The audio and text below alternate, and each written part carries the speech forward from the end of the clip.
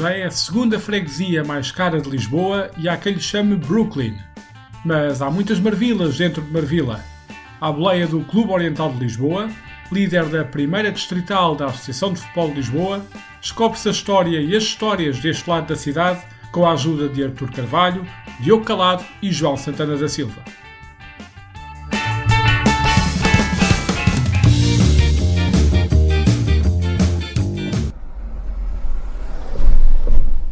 Assume-se desde já que o episódio tem momentos que podem ser desconfortáveis ao ouvido de quem escuta, porque saiu-se à rua para entrar Marvila dentro e pensou-se, grava-se, mas é aqui mesmo. Ao ar livre, em cada um dos espaços em que marca presença o Oriental, ou COL como por aqui se diz. É a segunda freguesia mais populosa de Lisboa, mas é feita de contrastes, vistos e testemunhados.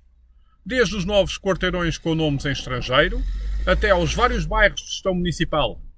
Dos restaurantes de chefes famosos, aos estabelecimentos que outrora eram ponto de encontro de operários e que por ali vão resistindo. Da linha de comboio que parece ser uma fronteira. Os barulhos acompanham-nos lá atrás, em fundo.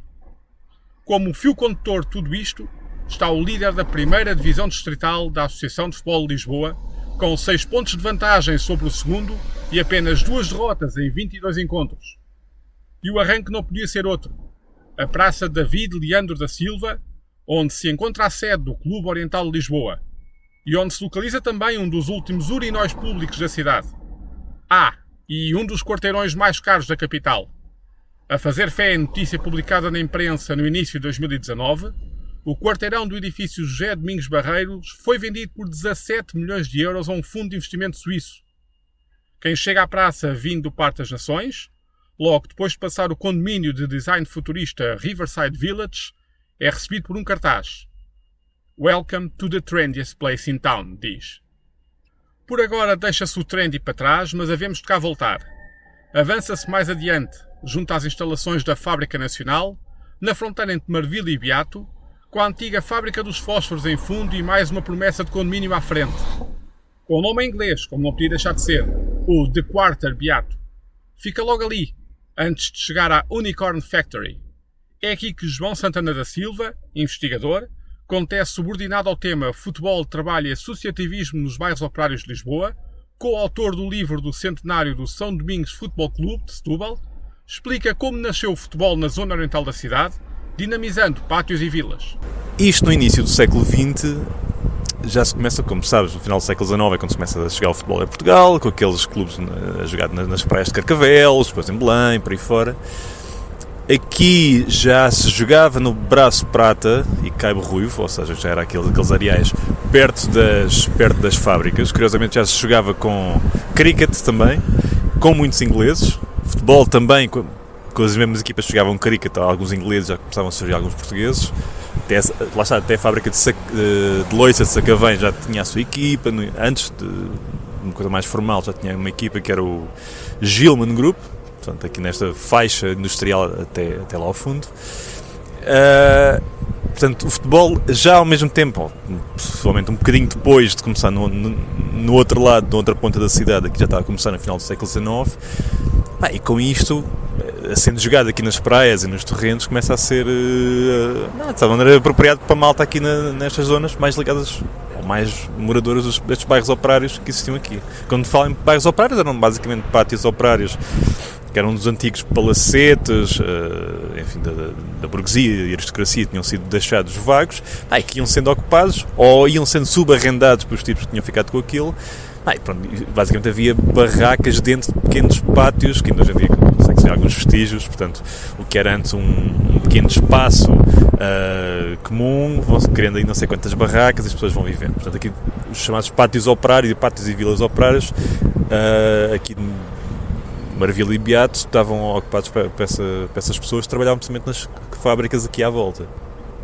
Ora, onde há muita gente, está sempre essa, enfim, vontade de criar uma identidade comunitária, não é?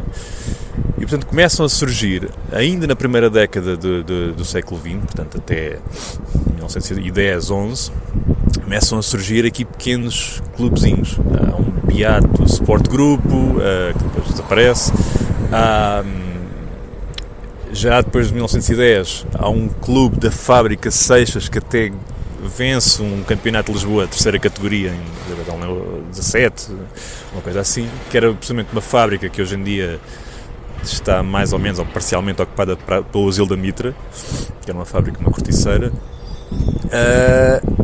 E em 1911, com malta que muitos deles saem desse Beato Sport Group, cria-se o primeiro destes 3 clubes que dão origem mais tarde ao Clube Oriental de Lisboa, que é o Chelas Futebol Clube, que nasce em 1911 na estrada de Chelas, aquela que tem a Rua Godinho Pais, depois segue por aí fora, que é a estrada de Chelas, e pouco depois a sede deles transfere-se para o Alto dos Tocinheiros, que é mais ou menos hoje em dia onde é o bairro da Madre Deus. Aliás, o campo deles era mais ou menos ali da escola de Luís Vernei, mais ou menos. Que era precisamente um dos fundadores e dirigente e jogador e capitão, era o Armínio José de Carvalho, que depois vai dar nome a um outro campo dos Chelas, ao último campo deles, que era o pai do Rogério Pipi, que era um oficial da Marinha Mercante, portanto, ou seja, os clubes eram, no fundo, a grande massa deles era a malta operária, mas quem estava à frente dos clubes, de certa maneira, era gente com um bocadinho mais posses, até, enfim, tinham aquela literacia necessária para preencher, para ir ao notário, para, enfim, fazer essas coisas mais burocráticas. E pronto, e tinham alguns contactos para conseguir sedes, para conseguir e ter dinheiro, para conseguir algum material, o básico. A fundação do Clube Oriental de Lisboa dá-se numa conjetura político-desportiva, chamemos assim, que foi terreno fértil para as fusões, mas também do sonho de ter um emblema que pudesse representar aquela zona da cidade ao mais alto nível, que facilitou o processo de junção de clubes outrora rivais. Portanto, o Chelas, em 1911, no fundo é o clube do Beato, representativo do Beato. O Marvilense Futebol Clube, que nasce em 1918, que já é de si uma fusão de 2 pequenos clubes ecos muito informais, que agora já me lembro se era a União Marvilense e Marvila Futebol Clube, uma coisa assim. Portanto, nasce em 1918. Um dos dirigentes e fundadores até é um tipo que trabalha na fábrica dos fósforos, que é o Jaime António, e apesar de ser criado antes, só é formalizado em 1920 no Governo Civil, com os estatutos que ele vai copiar, que de certa maneira copiar, ou pede emprestados para fazer igual, e são praticamente iguais um ao outro, do grupo desportivo, na altura quando é fundado, em 1920, é o grupo desportivo do pessoal da Companhia Portuguesa de Fósforos, que é da fábrica de fósforos, que ainda existe ali, onde ele trabalhava, e ele também ajuda a fundar esse clube, ao mesmo tempo que tinha já ajudado a fundar o Marvilense. E, portanto, queriam ser estes 2 clubes aqui de Marvila, estes já são os 2 de Marvila, lá está, uma vez mais, não existia Marvila, mas havia o bairro de Marvila, e que são muito próximos, tanto próximos são, e tal é a proximidade.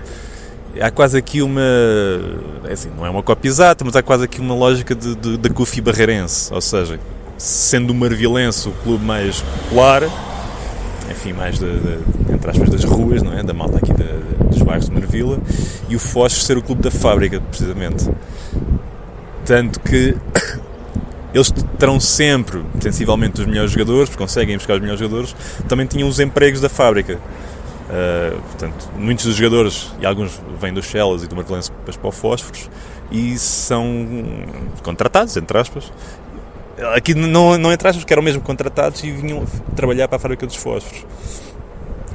E é tal a proximidade e rivalidade que eles vão ter os 2 campos de lado a lado. Aliás, o campo Carlos de Salema já existia antes do Oriental, com este nome antes do Oriental, que era o campo do Fósforos, que era mesmo ao lado do campo do Marvilense, não tinha nenhum nome, era o campo Marvila A, pronto, era o Marvila e o Marvila A, depois Carlos de Salema e Marvila A, que eram lado a lado. Ou seja, eram só divididos por um tapume, era mesmo lado a lado. Tinha assim um morzeco, uma coisa de madeira, a separar os 2 campos, que eles são alugados lado a lado, e os clubes, para além de serem rivais no futebol, e estavam nas mesmas divisões da Associação de Futebol de Lisboa, esta realidade ainda era empolada, precisamente, assim, a grande proximidade. Então há essas histórias de malta malta do Marvilense estar a apoiar o clube, os 2 jogos ao mesmo tempo. O Marvilense está a perder, ou acaba o jogo antes do outro, está a perder, eles começam a esfartar por cima do tapume simplesmente para apupar o Fósforos ou para apoiar os gajos que estavam já contra eles. O Marvilense e o Fósforos, apesar de serem rivais, E o Marvilense, até a partir de um certo momento, começou a ter mais apoio aqui dos empresários locais. É uma lógica também que há em todos os clubes, não é? Que, ou pelo menos os clubes que foram sobrevivendo, que existia, que é o apoio dos comerciantes locais, não é? Não só diretamente estando representados nas direções, mas também sendo sócios mais destacados, que eram os tipos que pagavam um X por mês. A Sociedade dos Sabões, por exemplo, pagava já ao Marvilense, depois vai pagar ao Oriental um X por mês. E o Marvilense vai ter esse apoio no fundo, o herdeiro do José Domingos Barreiro, que é o Acácio Domingos Barreiro, que esse ainda vai ser presidente da Assembleia Geral, já do Oriental, desculpa. Mas ainda com o Marvilense, ele também é dele, muitos do apoio que dá, e ali a sede atual do Oriental era a sede do Marvilense, que aquilo era um armazém de cortiça, agora não lembro exatamente, acho que era um armazém de cortiça, mas ligado a estas empresas todas aqui de tanuarias, corticeiras, também ligado à cortiça para as rolhas, portanto, muito ligado aqui à questão dos vinhos. O José Domingos Barreiro e o Abel Pereira da Fonseca, os dois, um exportador, outro exportador, mas também produzia, e os dois estavam muito ligados à exportação à produção e exportação de vinhos até para as colónias, para as antigas colónias em África, que era um grande mercado. Daí que também o 25 de Abril, não por uma questão política, mas por uma questão económica, tenha sido um bocadinho o início da queda do Oriental. Até coincide ali depois de 74, o Oriental desce e vai perdendo aos poucos essa força. Talvez em parte também com a desindustrialização que vai acontecendo aqui ao longo dos anos 80. E no fundo, lá está, esses empresários que estão aí por trás desses clubes também começam a concordar com o Oriental, tal como as sócios, com um clube para todas as equipas daqui, poderá ser uma boa forma de resistir, no fundo, à burocratização, à regulamentação que surge com a criação da Direção-Geral de Desportos em 42, que exigia um conjunto de coisas já mais burocráticas, mais administrativas, de certa maneira também mais políticas, que já vinha de trás, para regular o futebol, ou seja, não haver tantos clubes populares, não haver tantos clubes assim a nascer, e nasceram muitos ainda nos anos 30, e esse conjunto de regulamentação que tornava-se cada vez mais pesado. Aliás, muitos clubes no país todo desaparecem nos anos 40, precisamente por isso. Por outro lado, os que não desaparecem, ou que iam desaparecer, conseguem essas questões, ou pelo menos optam, ou aceitam, ou resignam-se a essa opção das fusões. E um deles é o Atlético, não é? Do outro lado, que é em 42, e outro, o Vitória Clube de Lisboa, é de 44, é do Pistoleira, e o Botafogo, era um Botafogo também ali, no bairro da Pistoleira, e o Oriental em 46. E é precisamente uma ideia de tentarem ter um clube que consiga já não sobreviver aqui nas segundas ou terceiras divisões, aí já no campeonato nacional, mas consiga tentar subir à primeira divisão, ou pelo menos ser competitivo. E daí essa ideia de criar um clube Oriental Lisboa, para a zona oriental. Até na altura avançou-se vários nomes, um era União Oriental, outro era Ginásio Oriental, uma coisa assim do género. Mas o que é sempre comum nas ideias é ser o Clube Oriental Lisboa. Ou seja, não só Marvila e Beato, mas também Olivais e Moscavide. E até havia um núcleo de sócios ou de adeptos do Oriental de Moscavide. Até uma fotografia muito gira em que estão todos numa carrinha a ir para um jogo. Se a conversa com o João Santana da Silva abriu o apetite, então fica mesmo a calhar que naquele local se encontra um dos estabelecimentos de restauração à antiga, onde há um menu de almoço com preço fixo e a simpatia de quem recebe é contagiante. Mas não é somente pelos méritos culinários que ali se entra. Naquele espaço respira-se COL, ou não fosse o dono Artur Carvalho, antigo guarda-redes do emblema marvilense. Mais do que isso, um homem da zona oriental da cidade. Em tempos, presidente do Beato Atlético Clube, que durante décadas promoveu o desporto ao Oriente e desempenhou um papel fulcral ao disponibilizar balneários à população, no tempo em que as habitações do Pátio da Quintinha não tinham casa de banho. Pode orgulhar-se de ter representado o COL na primeira divisão, feito registado pela última vez em 1974-75. A chegada à titularidade aconteceu meio por acaso, mas foi o tiro de partida para uma carreira que o levou mais tarde também a Alcântara, para representar o Atlético. Começou conhecido por Costa Pereira, mas acabou como Banks. No segundo ano de júniores, em 1973, o clube, que não é como hoje pode-se ir buscar jogadores, naquela altura não se podia ir buscar jogadores, é um célebre jogo em que o Oriental Porto, o meu colega, que era o sénior, que era o Gomes, partiram-lhe a perna e ficou o Azevedo e era o Zé Cabo, que eram os 3 guarda-redes do Oriental. Ora, ficaram 2, passado mais umas semanas, um jogo aqui com a Académica, o nosso guarda-redes, o Azevedo, meu ídolo na altura, também numa grande confusão e foi expulso. Estamos na primeira divisão e em março, em que era necessário mais um guarda-redes, eu ainda era júnior, era preciso um guarda-redes, então, o miúdo do Júnior tem que subir, porque não havia mais de um, que havia só um. E pronto, a primeira vez que eu entrei, em que me chamaram, olha que amanhã tens que ir para os séniores, e eu fiquei, nem sei como é que fiquei, porque na altura com 18 anos, tinha feito em fevereiro. São coisas que nós levamos uma estalada na cara, no bom sentido, mas o que é que se passa comigo? E assim foi. Fui apresentado, o Pedro Gomes. Hoje não era possível, porque hoje iam buscar um atleta completamente diferente, mas nessa altura, estamos a falar coisas de há 50 anos. Comecei a treinar, como era dali, aqui, do Oriental, que ainda hoje, a passar estes anos todos, ao jogo que iríamos realizar, o primeiro era em Olhão, portanto Olhanense com Oriental, primeira divisão, 1974, antes de 25 de Abril. Não esperava, porque na altura havia o Zé Carlos, meu grande amigo também, que era sénior, não tem nada a ver comigo, mas o Pedro Gomes, ainda hoje nem sei também, apostou em mim a jogar em Olhão, um dia de Júnior, como hoje há muitos guarda-redes com 18, 19 anos, mas naquele tempo era mais complicado. Fui para lá que realmente, como o Pedro Gomes me dizia, diverte-se, a seguir vem tudo ao de cima, e foi aquilo que aconteceu.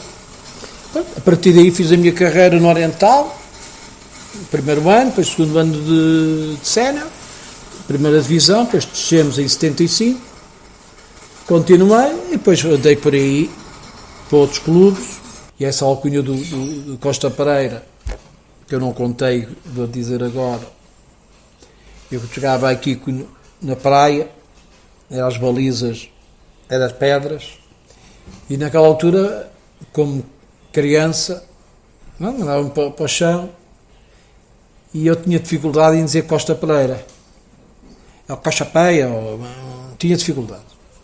E esse amigo, que era o Tomás, que lá o tenho em descanso, meteu-me ao cunho, olha o Costa Peira, e fiquei assim. Quando eu cheguei ao Oriental, mudei, porque a primeira vez quando sou apresentado, como disse há pouco, meus colegas ajudaram muito, porque não é fácil um miúdo sem preparação, sem nada, em que entra numa primeira divisão, e quando entra num balneário e vê aqueles homens já maduros, e se não fossem eles também não seria, ou não tinha tido a minha carreira que tive, pouca, mas tive, modesta. E então houve um homem que também não tem entre nós, e olha o Banks. Portanto, eles davam a minha figura como o Banks, figura, não era de... E também nesse meio fiquei com o cuido do Banks. Junto à estação de comboios de Marvila fica o campo do Ferroviário. Se olharmos para o outro lado da linha, vê-se as torres de iluminação do Campo Engenheiro Carlos Salema, Pelo meio, há a Azinhaga dos Alfinetes e a Biblioteca de Marvila. Aqui não há cerveja artesanal ou cartaz com nomes estrangeiros. Mas é no campo do Ferroviário que joga a formação do COL. E foi aqui que, num sábado, entre a Sexta-feira Santa e o Domingo de Páscoa, Diogo Calado, 39 anos, veio assistir a um jogo de júniores. Nada de especial, não fosse o facto de ter vindo da Alemanha, onde se encontra há quase uma década, entre o ofício de dar aulas e treinar a equipa de futebol de júniores do Energy Cottbus. Regressa-se ao Poço do Bispo, onde na esplanada do restaurante vizinho à sede, Diogo conta que não foi a primeira vez que os jogos do COL foram tidos em conta na hora de viajar para Lisboa. Bom, eu vim primeiramente agora a Lisboa esta semana, antes da Páscoa. A gente está a gravar antes da Páscoa 2020, do ano da graça 2023, como diria Camilo Lourenço. Mas eu vim, pronto, primeiramente ver a família, essas coisas todas. E depois o senhor vai ver que jogos é que há. Infelizmente o Oriental esta semana não jogava. Os Séniores do Oriental não jogavam esta semana, para grande dor no coração. Mas jogava os Júniores hoje à tarde, no dia de hoje à tarde, e fui ver a bola. Fui ali ao campo do Ferroviário, que é um sintético hoje em dia, antigamente era um pelado. E pronto, encontrei lá malta amiga, malta que já não via há muito tempo, pessoas que já não via há 10 anos, não é que eu não viesse aqui há 10 anos, mas sabes como é que é as coisas, não é? Uma pessoa não vem aqui com tanta frequência, não vê as pessoas que quer e pronto, hoje vim ver a bola e vim ver os Júniores do Oriental contra os Júniores do Lutano. Podia ter ido ver a Liga 3, podia ter ido ver a segunda Liga, fui ver os Júniores do Oriental, porque é o meu clube.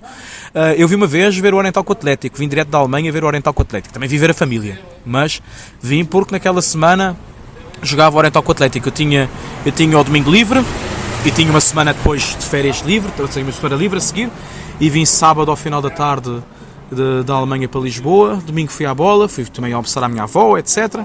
E depois, pronto, passei cá mais uns dias em Lisboa, mas vim ver o Atlético Oriental uma vez. Infelizmente, atualmente, não dá com a frequência que eu quereria, motivos profissionais, etc. Mas sempre posso ver o Oriental, é o meu clube. Diogo Calado é o sócio 358 do COL e a filha de 5 anos é sócia desde o dia em que nasceu. Não é um homem de Marvila, mas fez a vida na zona oriental da cidade. O carinho pelo emblema veio de transmissão familiar. Os meus pais moraram nos Olivais e a minha avó era ali da Madre Deus, então a minha vida sempre foi entre a Madre Deus e Olivais, que é precisamente aquilo que se situa fora das bordas de Marvila, ou seja, Marvila fica no meio. E a relação com o Oriental, sim, sou sócio, e a relação com o Oriental nasceu através do meu pai. O meu pai era sócio, já é sócio há muitos anos, ele é atualmente pai o sócio 100 e tal, ou coisa assim, também diz muito sobre os clubes atualmente hoje em dia. E ele ia ver a bola, ia ver o Oriental, e às vezes levava-me quando eu tinha 5 anos, 6 anos, e essa é uma das primeiras recordações que eu tenho do futebol, é de estar lá junto ao muro, com os carrinhos de brincar, e estar a brincar e o meu pai estar a ver a bola, no tempo em que o campo ainda estava bem composto, não vou dizer que tivesse jeito, não vou estar aqui a exagerar, e pronto, o campo bem composto, e depois é aquelas histórias que tu te lembras. Uma recordação que eu tenho, muito pequeno, não sei se 6, 7, 8 anos, não mais que isso, se calhar até menos, de repente há um lance qualquer, já não sei o que é que terá acontecido, vejo uma data de gente, inclusive o meu pai, a descer para ali bancada abaixo, a subirem à rede, e eu ali no meio deles, coisas a subirem à rede, a abanar à rede, chamaram-nos o árbitro, e ali com os meus carrinhos encostado a ver aquela cena. E pronto, e a relação nasce daí, é do meu pai, e de ter nascido, de ter sempre vivido aqui nesta zona oriental de Lisboa, entre os Olivais e Madre Deus, mas nunca vivi em Marvila, nem nunca tive família em Marvila, ou em Chelas. De regresso ao campo do Ferroviário, daqui a vista também alcança o edifício da Escola Afonso Domingos. O estabelecimento de ensino está abandonado, mas em tempos formou personalidades como José Saramago. O encerramento foi um daqueles episódios curiosos do que o país é feito. Encerrou em 2010, quando lecionava cursos de formação profissional e contava com quase 300 alunos. Um ano antes, tinha sido alvo de investimento. Entre outros, chegaram quadros interativos, computadores e Wi-Fi. Mas um ano depois tudo mudou. O motivo? Os terrenos iam ser necessários para a construção da terceira ponte sobre o Tejo e nem valia a pena começar o ano letivo seguinte. As obras iam começar. Por falar em coisas que eram para ser, mas afinal não foram, e que tal o estádio da Madre Deus? Não faltam referências a este complexo ao longo da história e aparentemente já era um projeto antes mesmo da fundação do COL. Há versões para todos os gostos, mas uma delas relata a capacidade para 30 mil espectadores. João Santana da Silva explica do que se tratou. Era uma hipótese ainda antes do Oriental. Ou seja, quando é posta a primeira pedra, colocada a primeira pedra do bairro da Madre Deus, que vem aqui o Ministro das Obras Públicas, ainda é o Presidente dos Chelas, que é o Rui de Seixas, que ainda vai ser Presidente do Oriental. ele está presente naquela coisa simbólica da colocação da primeira pedra. Já lembro se é 38, é entre 38 e 40, é ali naqueles anos. E o Ministro das Obras Públicas promete que vai haver um estádio na Madre Deus, ou seja, vão criar os equipamentos esportivos na altura para os Chelas. Ora, dá-se a fusão, vem a ideia não, então e aquele estádio que iam fazer para os Chelas, porque é que não fica para o Oriental? Não, esta ideia do estádio da Madre Deus. Isto estamos a falar ainda no fim dos anos 30 e 40. Portanto, final dos anos 40, 50, voltas a falar. Acho que até hoje ainda há esse. Já ninguém sonha, não é? Já ninguém tem essa ideia. De volta ao Beato, Artur Carvalho confirma a história do estádio da Madre Deus. Não é mito urbano, não senhor. Podemos ficar seguros disso. Não é um boato. Aquilo que houve foi em que na realidade havia necessidade de expandir o clube, porque nós estamos no Carlos Salema, é camarário, e há uma parte que dizem a Câmara que tem que ser arrastada e o campo vai ficar mais pequeno. E nessa altura, e é uma verdade, e foi no tempo do presidente Gonzaga Ribeiro, em que ele levou numa assembleia um projeto do campo de Madre Deus, que era o campo 50, não sei se você conhece, mas lá em cima você tem um terreno muito grande, ao lado da escola de Afonso de Mil, toda aquela zona, e havia isso realmente, em que foi tudo nessa assembleia mostrado, e mais projetos, mais não sei quanto, só que aquilo não andou porque não havia dinheiro, e hoje ainda não há também, porque o Oriental hoje tem uma parte onde era o tal bar chinês, que foi cedido pela Câmara para fazer novas instalações, só que não há dinheiro para fazer essas instalações. Já Diogo Calado sabe da história do Estádio da Madre Deus pelos relatos que lhe foram transmitidos de outras gerações, mas sublinha que não faltaram projetos de uma nova casa para o COL, alguns deles que testemunhou, já bem recentes no tempo. Isso nunca foi para a frente. Haverá historiadores e sócios mais antigos que poderão encontrar justificação para isso. Nunca foi para a frente, portanto o Estádio da Madre Deus nunca se concretizou. E depois, mais tarde, já anos 90, quando há aquela altura em que há aí dinheiro da União Europeia e Expo 98, e depois até mais tarde, Euro 2004, que se aventa outra vez a hipótese do Oriental ter um estádio novo, já ali para a zona da Quinta das Flores, ou seja, ligeiramente para baixo do campo atual, como que vai para o Poço do Bispo, há ali uma zona que é a Quinta das Flores, era para ali que se faria o estádio, e depois nessa época surgiu um par de problemas. Primeiro há uma ideia louca de uma direção do Oriental de criar um estádio com 20 mil ou 30 mil lugares, e claro, essa ideia nunca foi avante, porque a Câmara nunca na vida, ou o Estado nunca na vida iriam construir um estádio de 20 ou 30 mil lugares para um clube da dimensão do Oriental.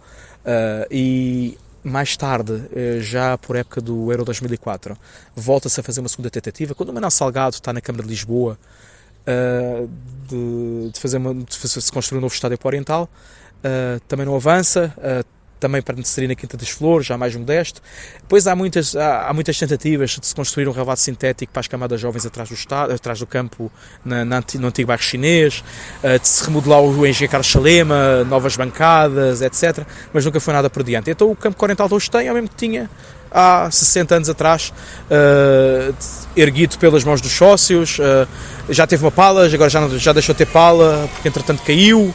Felizmente não em dia de jogo, senão eu hoje seria eventualmente o sócio número 1 ou 2, mas portanto há muitas histórias sobre o estádio, mas o facto é que o Oriental é um clube fundado em 1946, vai a caminho dos seus 80 anos de história e continua a jogar onde sempre jogou, e é um estádio simpático que eu aconselho as pessoas a visitar.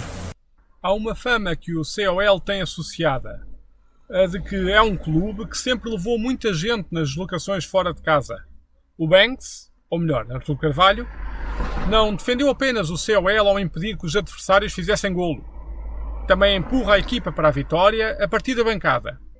E testemunha que há um fundo de verdade nessa fama. O emblema tem gente fiel no seu apoio.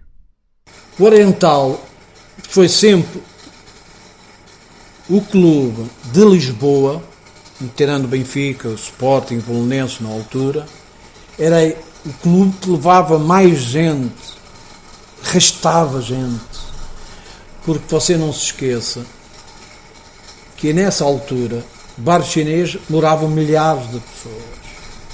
Nesta zona do Beato, eram milhares de pessoas. Se eu lhe disser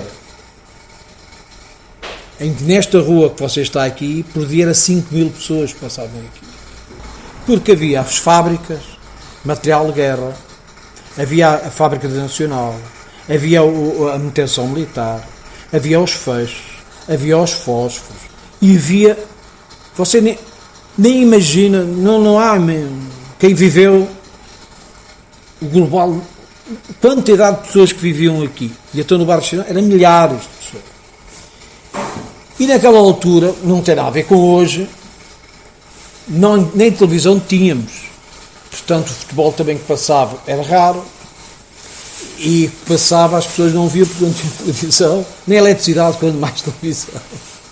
E então, este clube, que era um clube de bairro, que acho que não deve ser de bairro, mas era de bairro, o que é que você tinha para dar aos seus filhos?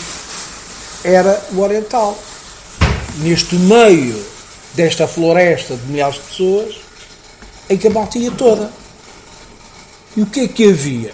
Você, se for hoje a fotos que há, ainda bem, desse tempo, você vê o campo do Oriental super esgotado.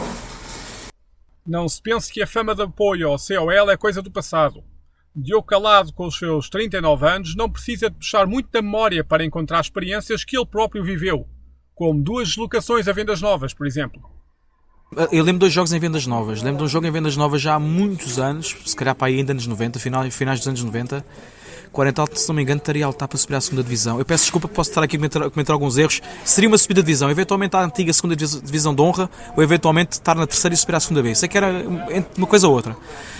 E que vai muita gente do Oriental.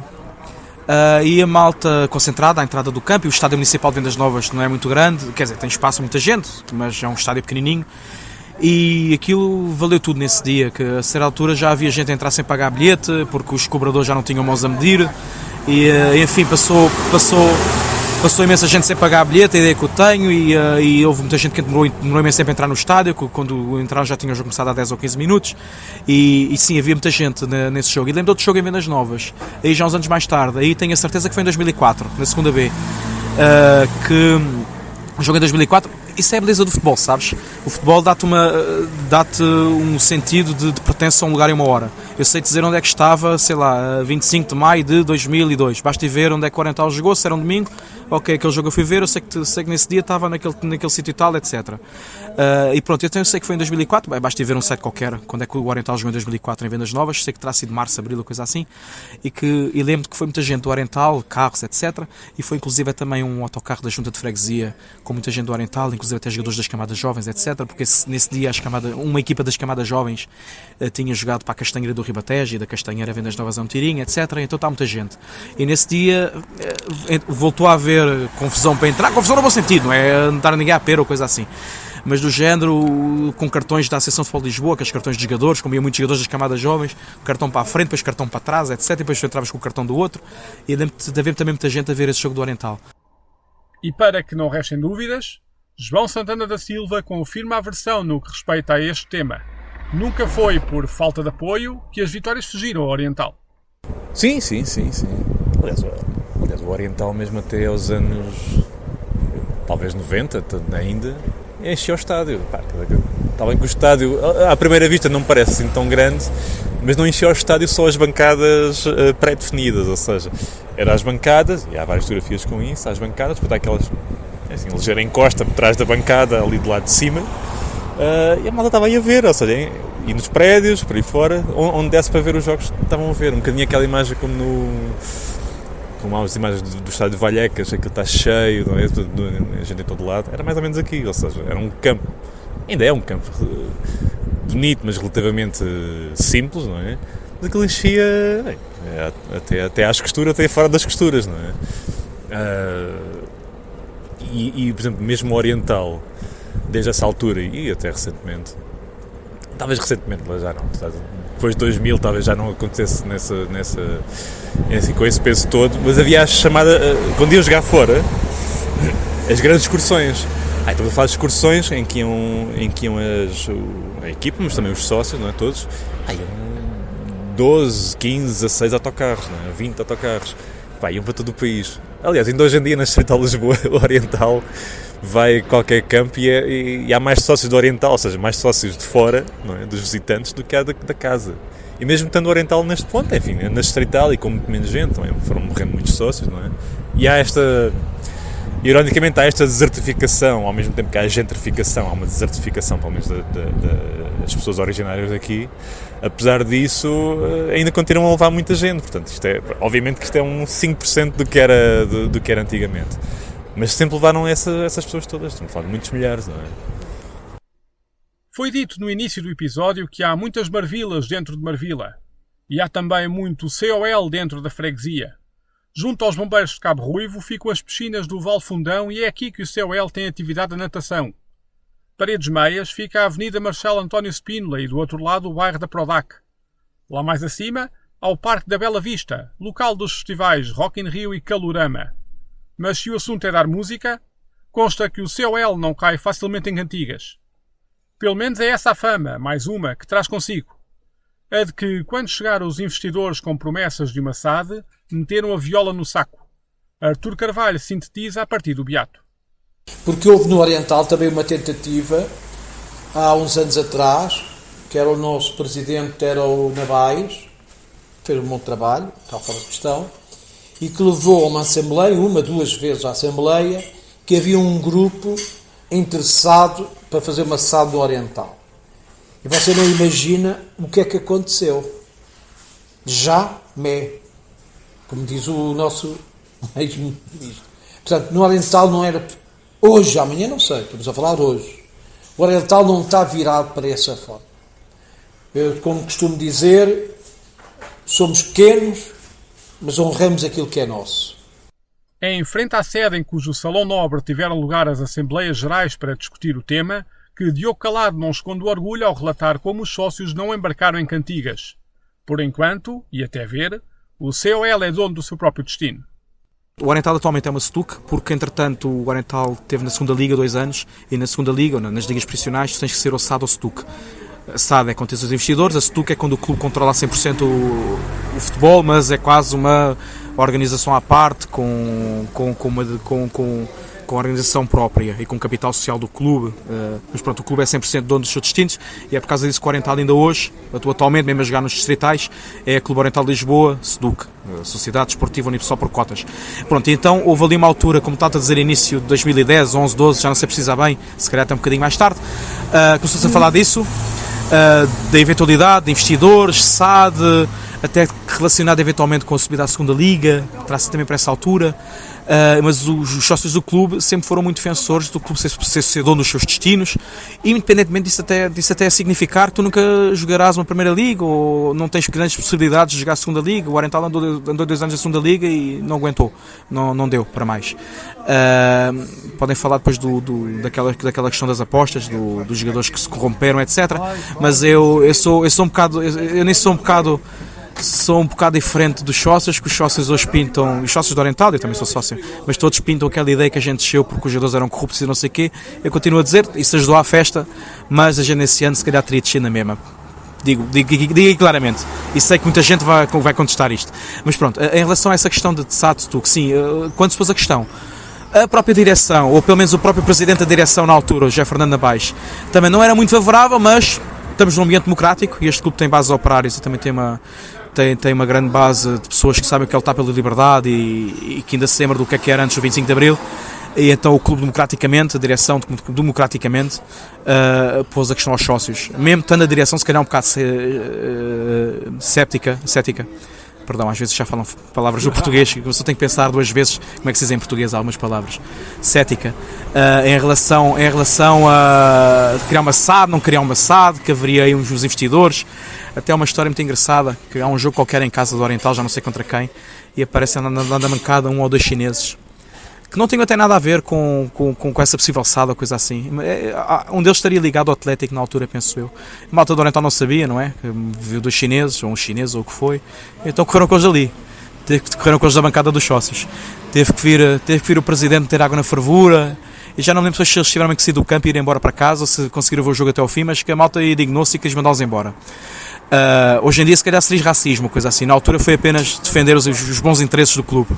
E pronto, mas houve até uma Assembleia Geral em que foi votado isso, se queria ser lançado ou não, e foi votado. Não vou dizer que foi unânime, mas foi com uma larguíssima maioria. E se calhar algum par de votos nulos ou a abstenções, mas largamente votado contra. Por falar em resistir, em Marvila há um conjunto de moradores que se juntou em defesa da manutenção da designação Chelas. Não que rejeitem Marvila, mas sempre conheceram o seu bairro como sendo Chelas.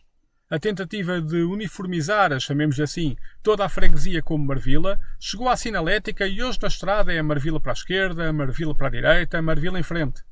Há uma associação que foi constituída para manter viva a identidade. Chama-se Chelas é o Sítio e tem, entre outros, Sam da Kid como um dos rostos. Vem isto a propósito do cartaz que anuncia essa mesma mensagem e que se vê à chegada ao que em tempos era a zona N2 de Chelas, hoje bairro dos Loios. É no pavilhão aqui situado que o COL tem atividade de handball, cuja equipa sénior disputa a 3ª divisão. Ficou definitivamente para trás a Trendy Marvila. Não há o glamour da Marvila Ribeirinha, mas olhando os prédios em redor percebe-se porque é esta a segunda freguesia mais populosa da cidade. São mais de 35 mil habitantes. E se é um facto que o COL está espalhado pela freguesia, não deixa de ser também verdade que parece simultaneamente pouco entranhado em toda a sua extensão. É o pretexto para questionar Diogo Calado sobre se esta nova Marvila que está a nascer pode ser uma oportunidade para o COL. O Oriental sempre foi muito fechado sobre esta zona aqui de Marvila Velha.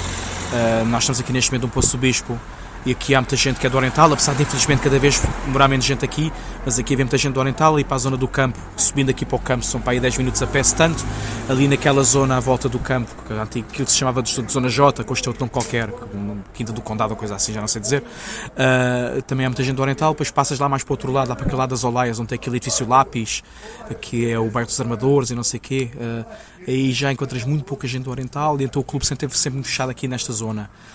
Esta zona aqui debaixo do Poço do Bispo mudou muito, como tu falaste, sim.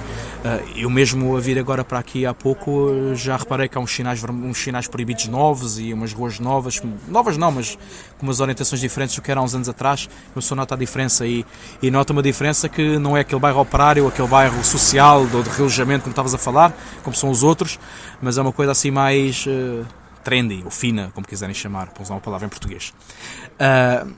A pergunta é interessante, como é que o Oriental se poderá adaptar? Eu vejo se calhar de outro ponto de vista, porque o Oriental já cá estava, e o Oriental vai cá ficar, se Deus quiser.